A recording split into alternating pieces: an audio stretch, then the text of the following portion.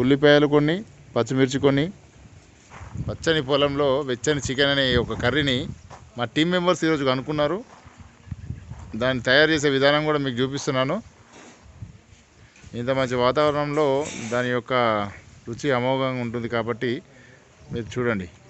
న్యాచురల్గా మనం కట్టెల మీద వండుతామండి చికెన్ని. ఈ పొయ్యి మీదనే మనం కట్టెల పొయ్యి మీదనే ఈరోజు చికెన్ వండబోతున్నాము.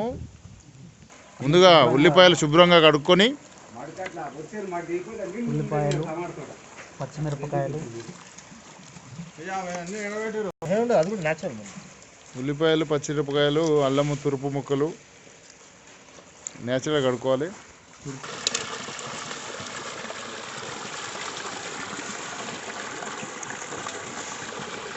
ఇప్పుడు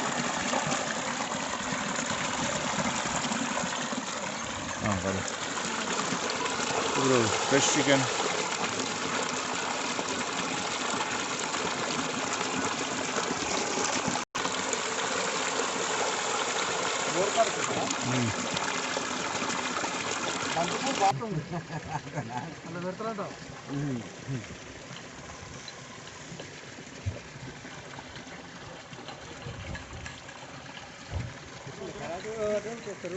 హ్యాండ్మేడ్ న్యాచురల్గా మనం సొంతంగా దంచుకొని వేసిన అల్లం చాలా రుచికరంగా ఉంటుంది. ఈ చికెన్లో అత్యద్భుతంగా మీకు పనిచేస్తుంది.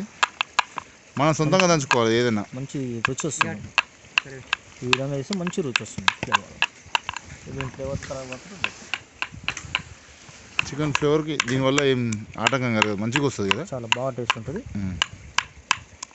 అల్లం వెల్లుల్లి పేస్ట్ చికెన్ వెరైటీ అన్నీ చేస్తాడు. నరసింహ గౌడ్ షాప్.